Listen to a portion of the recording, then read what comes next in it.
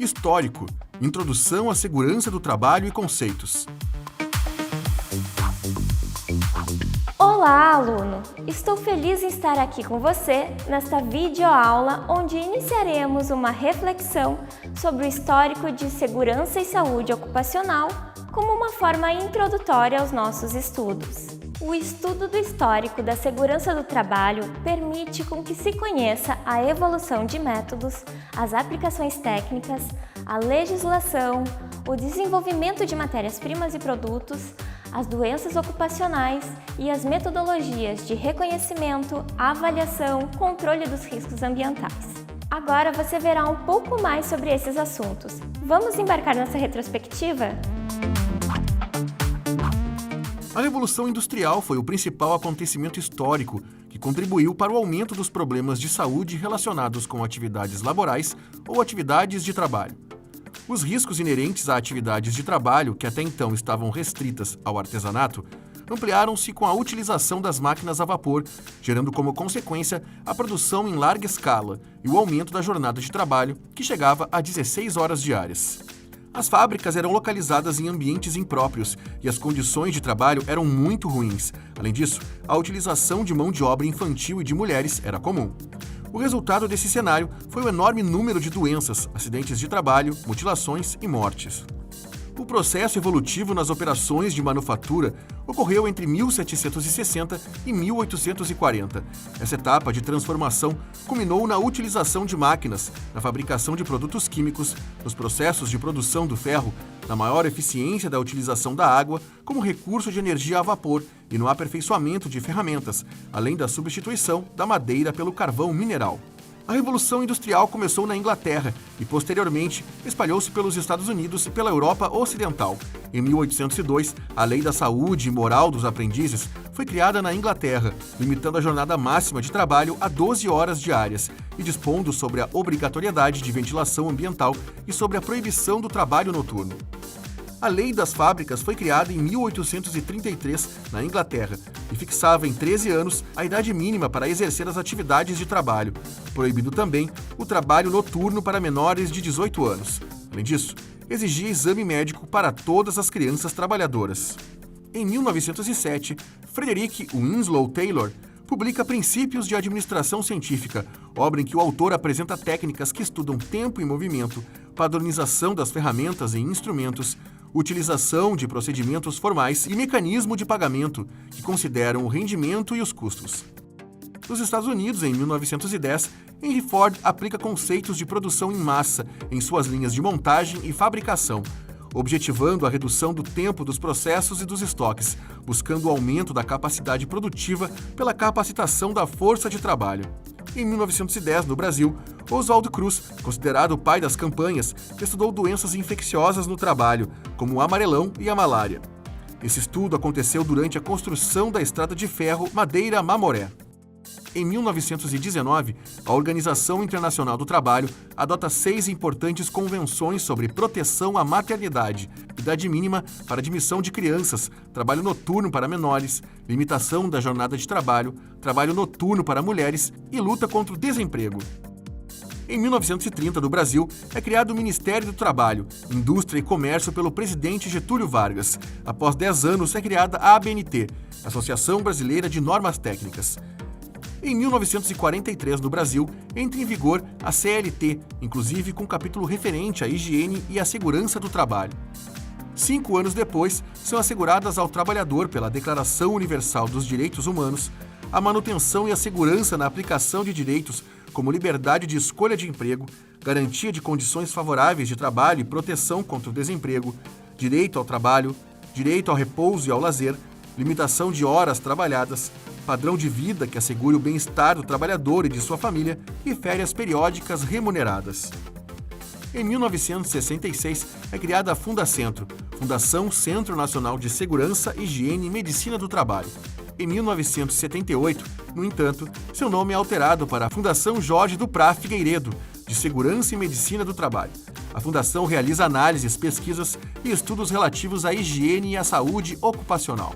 Neste mesmo ano, as normas regulamentadoras do capítulo 5 da CLT são aprovadas e 12 anos mais tarde, tem-se a atualização do quadro componente do SESMIT NR4, sendo então constituído por engenheiro de segurança do trabalho, médico do trabalho, enfermeiro do trabalho, auxiliar de enfermagem do trabalho e técnico em segurança do trabalho. Um ganho muito importante para a nossa profissão. Gostou da retrospectiva? Eu também. É muito bom relembrar todas as conquistas que tivemos para a nossa profissão e para a manutenção da integridade física e da saúde dos trabalhadores. Agora, vamos conhecer um pouco mais sobre os conceitos que permeiam a segurança e saúde ocupacional. Você já ouviu falar dos riscos ambientais? O risco, de uma forma geral, é uma ameaça ou perigo de determinada ocorrência. Quando se diz que estamos correndo um risco, nada mais é do que estarmos sujeitos a passar por um episódio arriscado, ou seja, um episódio que pode acarretar alguma consequência. O risco é empregado em diversos contextos, como, por exemplo, o risco ambiental, o risco de acidente, o risco de morte, o risco de epidemia, o risco biológico, ameaça à saúde humana, o risco financeiro, entre outros. Conceito de risco ambiental é toda e qualquer possibilidade de que algum elemento ou circunstância existente em um dado processo e ambiente de trabalho possa causar danos à saúde, seja por acidentes e doenças, ou seja por sofrimento dos trabalhadores, ou ainda pela poluição ambiental. Segundo a norma regulamentadora 9-NR9, no item 9.1.5, consideram-se riscos ambientais os agentes físicos, químicos e biológicos existentes nos ambientes de trabalho, que, em função de sua natureza, concentração ou intensidade de tempo de exposição, são capazes de causar danos à saúde do trabalhador. Esta mesma norma traz diretrizes para a elaboração do Programa de Prevenção de Riscos Ambientais, o PPRA, que embasará a elaboração do Programa de Controle Médico de Saúde Ocupacional, o PCMSO, para fins de insalubridade. Para conhecer os limites de tolerância dos riscos químicos, físicos e biológicos, deve-se observar a NR15, que traz estes parâmetros. Antes de falar sobre os limites de tolerância, vamos compreender a higiene ocupacional. A higiene ocupacional tem como objetivo a prevenção dos riscos à saúde e a manutenção do bem-estar do trabalhador. Leva em consideração também as pessoas que vivem nas proximidades de áreas de risco e seus impactos ambientais no caso de possíveis desastres industriais. Nesse contexto, um dos maiores desafios para a higiene ocupacional é o acompanhamento do desenvolvimento tecnológico e legal por parte dos profissionais da área. Portanto, a formação do técnico em segurança do trabalho tem uma grande importância nesse sentido. Um programa de higiene do trabalho tem como objetivos o reconhecimento, a avaliação e o controle dos riscos ambientais presentes nos locais de trabalho e que podem afetar a saúde do trabalhador. Isso implica estar atento aos agentes físicos, químicos e biológicos envolvidos nos processos, aos métodos de trabalho, ao fluxo dos processos, ao arranjo físico das instalações e à quantidade de trabalhadores expostos aos agentes. Na etapa de reconhecimento, o técnico em segurança do trabalho deverá tomar conhecimento da atividade, dos processos produtivos, dos agentes e dos riscos que podem estar presentes no ambiente de trabalho. Na fase de avaliação, são realizadas as avaliações quantitativas, ou seja, medições com aparelhos em que são mensurados os níveis de exposição e as doses, como riscos químico, ruído e iluminação. Na fase de controle, são adotadas as medidas para manutenção de níveis de exposição saudáveis aos trabalhadores, ou seja, que estejam dentro dos limites de tolerância descritos na NR15. Falamos bastante sobre os riscos e as formas de identificação, reconhecimento, avaliação e controle. Mas você sabe quais são os reflexos da falta de implementação destas ações? Na falta de prevenção, as consequências são sentidas na diminuição da saúde do trabalhador e na geração de acidentes e de doenças ocupacionais e do trabalho. A Organização Internacional do Trabalho, OIT, divulgou que 2,34 milhões de pessoas morrem todos os anos em virtude de acidentes e doenças relacionadas ao trabalho. Muitos acidentes acontecem por causa da não utilização dos equipamentos de segurança, por más condições de trabalho, por negligência e desobediência às normas regulamentadoras. Os conceitos de doença ocupacional, também conhecida como doença profissional, e de doença do trabalho foram definidas pela Lei 8.213/91 do Ministério da Previdência Social. No artigo 20 desta lei, inciso 1º, encontramos a definição de doença ocupacional como aquela desencadeada pelas atividades típicas da profissão, sendo possível encontrar as doenças descritas na Portaria 1339/99. Percebeu a importância da atuação do técnico em segurança do trabalho? Lembre-se sempre de que a prevenção será a base da sua atuação. Por esse motivo, vamos conhecer agora cada um dos riscos e a sua forma de apresentação no ambiente de trabalho.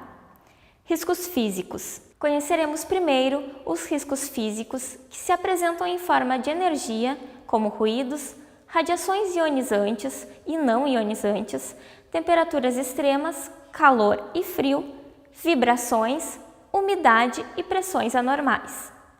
Ruído.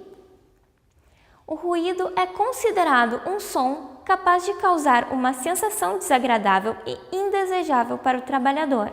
Para uma dada frequência, podem existir por tempo variações de diferentes pressões.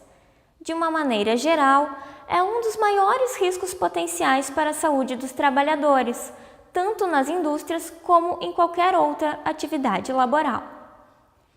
Tipos de ruído. São 3 os tipos de ruído: o contínuo, intermitente ou flutuante e o de impacto ou impulsivo. Ruídos contínuos. Os chamados ruídos contínuos são ruídos cuja variação de intensidade sonora é muito pequena em função do tempo. São ruídos de bombas de líquidos, engrenagens, motores elétricos, entre outros. Um exemplo são os ambientes de trabalho que utilizam compressores de ar. O ruído contínuo subdivide-se em puro ou complexo. O puro é o ruído mais simples e o complexo é a combinação de um certo número de ruídos puros. Os ruídos intermitentes ou flutuantes são aqueles que apresentam grandes variações de níveis em função do tempo e geralmente são encontrados no interior das empresas. São os ruídos mais comuns nos sons diários. Exemplos: trabalhadores expostos aos ruídos de máquinas e equipamentos motorizados, atividades de manutenção, trabalhos manuais, afiação de ferramentas, soldagem, trabalhadores expostos ao trânsito, entre outros. Ruídos de impacto ou impulsivo. O ruído de impacto ou impulsivo apresenta intervalos superiores a 1 segundo e picos de ruído de duração inferior a 1 segundo. São os ruídos que provêm de explosões e impactos característicos de britadeira, rebitadeira, prensas e impressoras automáticas. As temperaturas excessivas nos ambientes de trabalho serão consideradas as temperaturas extremas com exposição ao calor e ao frio emitidos por fontes artificiais.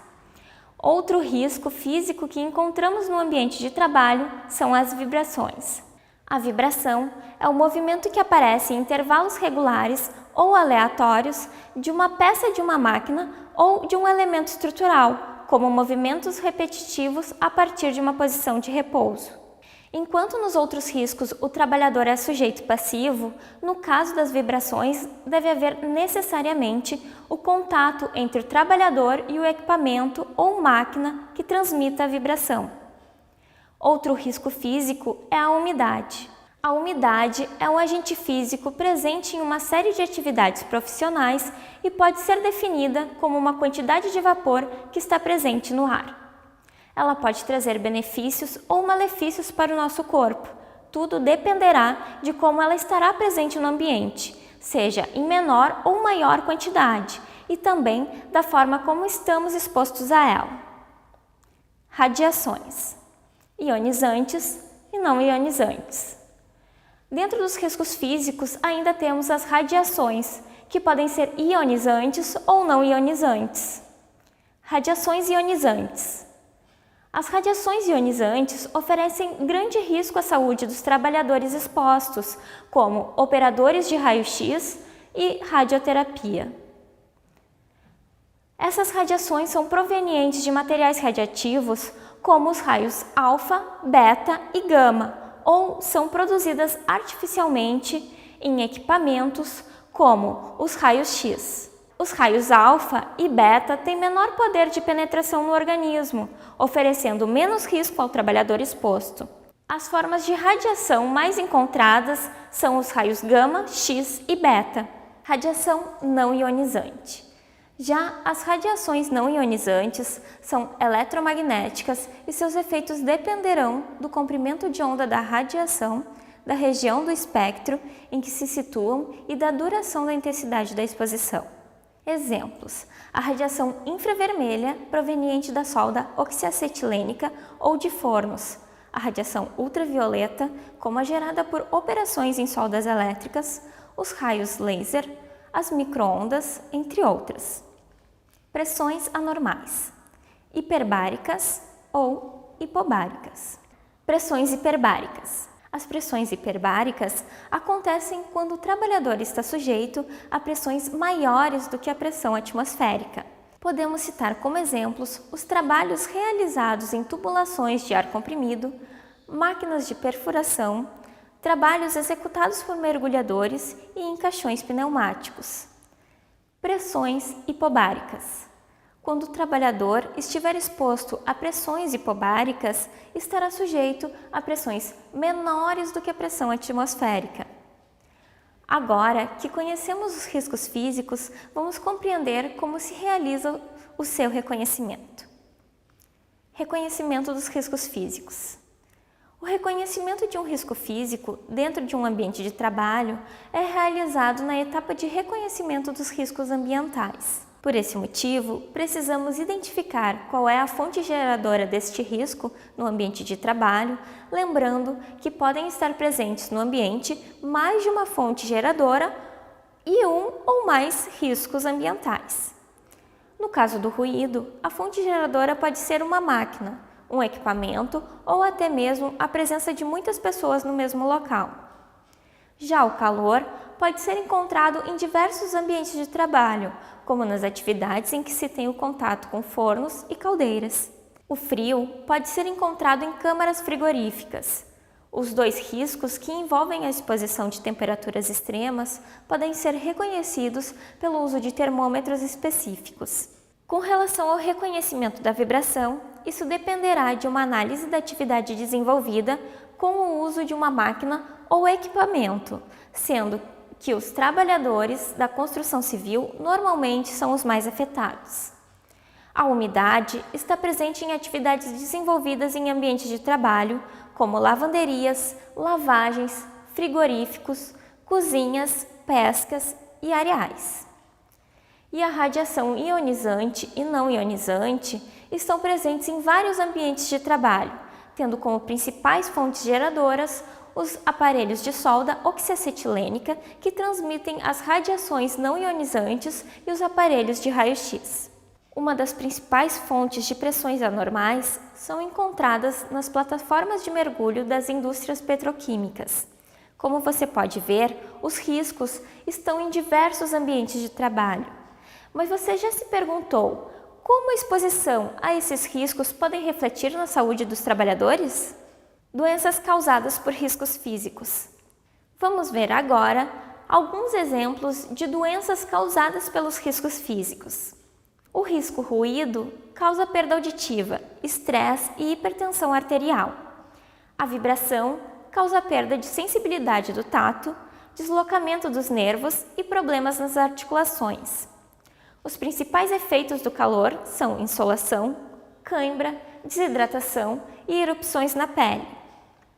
O frio pode causar feridas, doenças respiratórias, necroses na pele, congelamento, entre outros danos para a saúde. A umidade pode causar doenças de pele, doenças respiratórias e circulatórias. As radiações ionizantes podem causar síndrome nervosa, síndrome gastrointestinal, gerada pela destruição da mucosa intestinal, síndrome medular, gerada pela morte das células-mães da medula óssea, e radiodermites, pela destruição das células basais da epiderme. Já as radiações não ionizantes podem causar catarata, queimadura e lesões na pele. As pressões anormais são atividades de extremo risco e podem causar o rompimento do tímpano ou de vasos sanguíneos. Quando não são seguidos todos os procedimentos adequados, o trabalhador exposto tem grande risco de morte. Até agora, falamos apenas sobre os riscos físicos, o que trouxe uma boa visão de como eles estão presentes no ambiente de trabalho, de como reconhecê-los e de quais são os seus reflexos para o trabalhador exposto. A partir de agora, iremos ter a mesma visão sobre os riscos químicos. Então, vamos conhecê-los? Riscos químicos. Os riscos químicos são aqueles riscos ligados a substâncias químicas que oferecem perigo à vida dos trabalhadores, que podem estar trabalhando direta ou indiretamente com elas.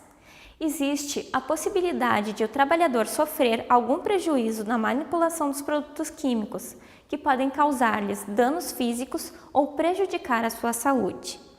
De um modo geral, tudo é uma substância química.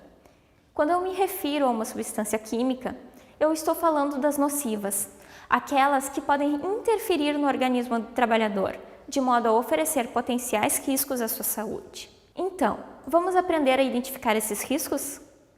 Os riscos químicos são encontrados em forma líquida, sólida e gasosa, e os agentes encontrados nos locais de trabalho se dividem em dois grupos.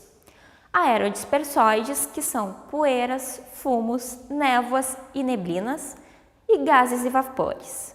Um fator importante para a utilização segura dos produtos químicos é a correta identificação de perigos inerentes e a organização das informações que devem ser repassadas aos trabalhadores e usuários de forma clara e objetiva.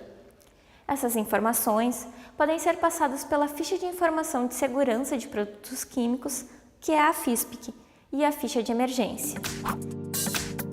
A FISPIC é uma ferramenta indispensável quando falamos do gerenciamento dos riscos químicos.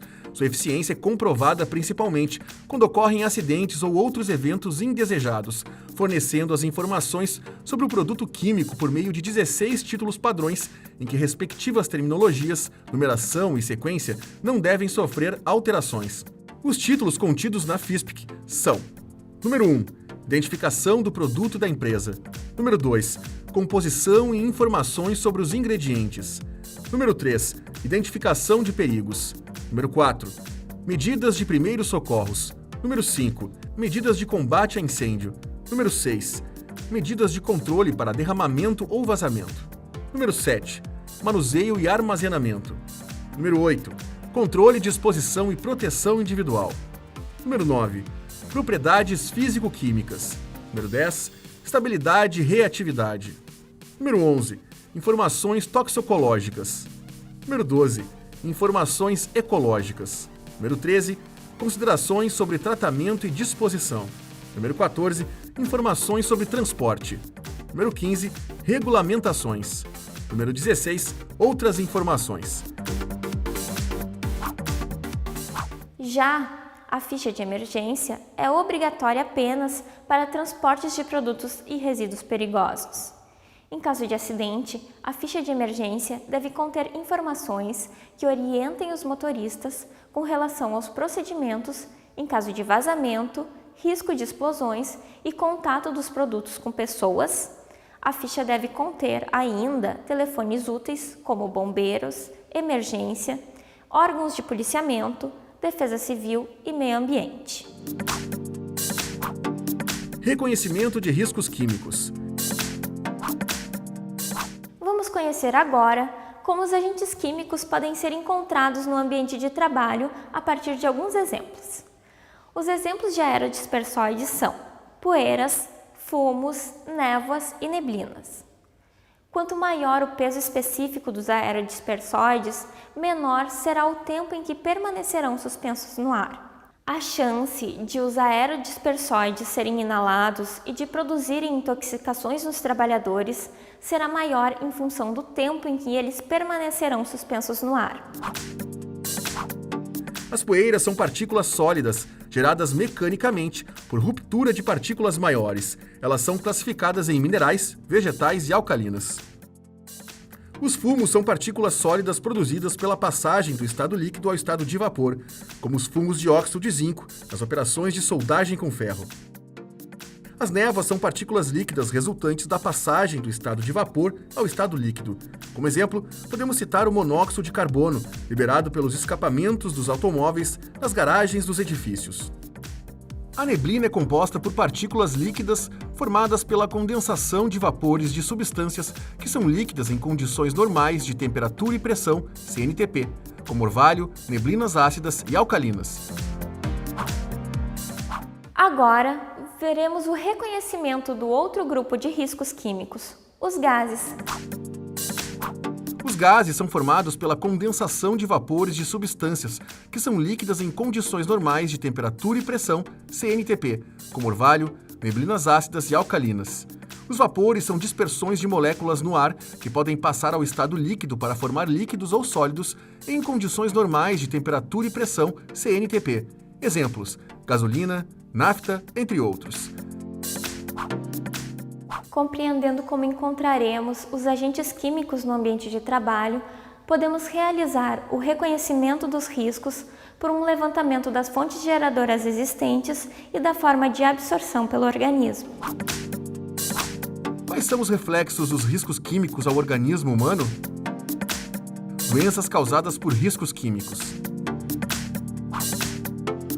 Os riscos químicos podem causar vários danos para a saúde dos trabalhadores, desde doenças respiratórias até outras que possam afetar os rins, o fígado e outras partes do corpo. Tomando o trabalho de um pedreiro como exemplo, esse profissional, além de desenvolver a dermatite de contato, também pode desenvolver doenças na pele que podem causar lesões nas mãos, nas pernas e se espalhar por todo o corpo, pois ele tem contato direto com o produto, como argamassa e cimento. Já conhecemos os riscos físicos e químicos. Agora daremos seguimento à identificação dos riscos, abordando os riscos biológicos. Riscos biológicos. Riscos biológicos estão presentes no ambiente laboral por meio de vírus, bactérias, fungos, protozoários, entre outros organismos, que têm potenciais nocivos ao ser humano. Alguns destes organismos, como vírus e bactérias, apenas podem ser observados pelo uso de microscópio. Outros, como os artrópodes, que são piolhos e carrapatos, podem ser vistos macroscopicamente. A presença destes agentes no ambiente de trabalho é considerada por meio de uma análise qualitativa, na qual são analisadas as atividades executadas na empresa e os possíveis agentes biológicos existentes. Alguns exemplos de atividades profissionais que estão em contato com este risco são coletas de lixo, atividades hospitalares, atuação em abatedouros, controle de zoonose, entre outros. Reconhecimento de riscos biológicos. Já o anexo 14 da NR15 determina as atividades expostas ao risco biológico e que são consideradas insalubres, que são aquelas em que o trabalho ou as operações são realizadas em contato permanente com pacientes em isolamento por doenças infecto-contagiosas, bem como objetos de seu uso não esterilizados previamente, em trabalhos ou operações em que o trabalhador fica em contato com carnes, glândulas, vísceras, sangue, ossos, couro, pelos e dejetos de animais portadores de doenças infecto-contagiosas, e em trabalhos em esgotos, com lixo urbano, entre outros. Agora que já compreendemos como identificar e reconhecer os riscos biológicos, vamos compreender o reflexo da exposição do trabalhador a estes riscos. Doenças causadas por riscos biológicos. Os agentes biológicos podem provocar doenças como alergias ou infecções, picadas de insetos, mordida de animais peçonhentos, animais domésticos ou selvagens. Um exemplo da ocorrência da doença por exposição ao risco biológico é aquela contraída por um técnico de enfermagem, como a tuberculose, pelo contato com o paciente que tem a doença. Concluímos a identificação e o reconhecimento do risco biológico, compreendendo o reflexo da sua exposição para a saúde humana. Conheceremos agora as medidas de prevenção que podem ser implementadas para proteger os trabalhadores e minimizar a exposição aos agentes químicos, físicos e biológicos. Medidas preventivas para risco químico. A soldagem é o processo de junção de materiais, principalmente metais, mais importantes em uma indústria.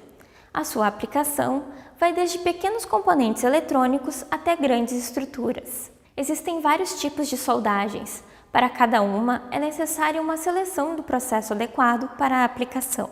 No processo de trabalho do soldador, temos várias composições de sólidos na solda, incluindo metais como ferro, manganês, alumínio, cromo, chumbo, níquel, elementos radioativos que estão no estado sólido e óxido de manganês, fluoreto de hidrogênio, óxido de nitrogênio e outros que estão em estado gasoso. Estes agentes químicos fazem parte do processo e o trabalhador precisa ser conscientizado sobre esses riscos e utilizar os equipamentos necessários para minimizar essa exposição. Para que possamos minimizar os riscos e a exposição deste trabalhador, é preciso que ele utilize todos os dispositivos e os recursos necessários para uma prática profissional segura. Assim, os EPIs para os riscos a que esse trabalhador está exposto são máscara de proteção para fumos, máscara de solda, aventais, mangas e casacas, luvas de cano alto, toucas de algodão e óculos de proteção, botas de segurança, protetor auricular e o EPC, ventilação local exaustora. Medidas preventivas para risco físico. Um dos riscos físicos mais comuns e que mais incomodam os trabalhadores é o calor excessivo. Esse tipo de risco físico engloba uma gama gigantesca de problemas e prevenções que devem ser tomadas para garantir a saúde e o bem-estar dos trabalhadores. As indústrias são as que mais trabalham com o calor, principalmente as indústrias metalúrgicas, que para fabricar e moldar o metal precisam de fornalhas e maçaricos dos mais potentes possíveis. Para que possamos minimizar os riscos e a exposição desses trabalhadores, é preciso que ele utilize todos os dispositivos e recursos necessários para uma prática profissional segura. Roupas com tecidos leves podem ajudar a reduzir a sensação de calor e facilitar a transpiração. O algodão não é necessariamente um tecido leve, porque pode estar presente em roupas mais grossas. Apesar disso, quando uma peça é feita integralmente de algodão, deixa a pele respirar, uma vez que o algodão não retém o suor. Como estamos tratando sobre o risco físico, neste caso o calor, é importante que o ambiente de trabalho conte com um sistema de exaustão. Medidas preventivas para risco biológico. Imagine uma pessoa que necessita de um serviço de pronto atendimento. Ela chega à unidade e faz o seu primeiro contato com o recepcionista, que é responsável por cadastrar o paciente, fazer os devidos registros do convênio de saúde e descrever seu estado de saúde. Dependendo da estrutura física da unidade, o trabalhador da recepção estará diretamente em contato com as pessoas doentes que procuram o serviço de saúde. Alguns locais contam com barreira de isolamento, que é uma estrutura de vidro que separa e protege o trabalhador da possibilidade de transmissão de doença. Essa é uma medida protetiva eficiente para a redução da exposição a vírus e bactérias que podem ser transmitidas no contato com o doente. Como medida de proteção e redução de exposição ao risco, o recepcionista ficará atrás do vidro que isolará o contato direto com o paciente. Quanto ao profissional que recebe o paciente no momento do atendimento, sendo ele o próprio profissional de saúde, estará devidamente preparado e utilizando os equipamentos necessários, como jaleco e máscara, e com a asepsia, que é a lavagem de mãos e a utilização do álcool gel devidamente realizada. As medidas preventivas têm um papel fundamental para a proteção dos trabalhadores, não é mesmo? Além dessas medidas, o mapa de risco também é uma maneira eficiente de proteger os funcionários, mostrando claramente os riscos que o ambiente de trabalho pode apresentar. Para construir o mapa, é preciso estudar a empresa de forma efetiva, para assim chegarmos a um diagnóstico sobre o risco de cada setor. A partir de uma planta baixa de cada seção, são levantados todos os tipos de riscos, classificando-os entre os seguintes graus: pequeno, médio e grande. Para o mapa de risco, os riscos são divididos em 5 grupos, porém, neste momento, abordaremos apenas 3 deles, que são os químicos, físicos e os biológicos, classificados pelas respectivas cores, vermelho, verde e marrom. A proposta é de que os funcionários do setor em que o mapa será elaborado façam a seleção apontando os principais riscos da respectiva unidade. Na planta da seção, exatamente no local onde se encontra o risco, uma máquina, por exemplo, deve ser colocado um círculo do tamanho avaliado e na cor correspondente ao grau de risco. O mapa de risco apresenta medidas que servem como um aliado na luta contra os altos índices de acidentes de trabalho, além de contribuir significativamente para a redução das doenças, porque permite uma conscientização dos perigos apresentados por parte de todos os envolvidos. A realização do mapa de risco é uma das atribuições da Comissão Interna de Prevenção de Acidentes, a CIPA, que após ouvir os trabalhadores de todos os setores, deve realizá-lo com a orientação do Serviço Especializado em Engenharia de Segurança e Medicina do Trabalho, o SESMIT. Para sua elaboração, é importante ter uma planta do local, mas se não houver condições de consegui-la, isso não deverá ser um obstáculo, pois pode-se fazer um desenho simplificado, um esquema ou um croquis do local. Mas quais etapas são necessárias para construir um mapa de risco? Primeiramente, precisamos reunir as informações suficientes para identificar os riscos do local de trabalho.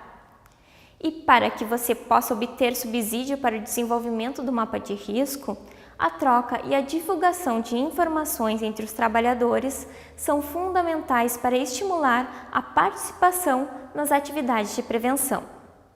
Outro ponto importante é conhecer o processo de trabalho, do ambiente e dos setores que compõem a empresa.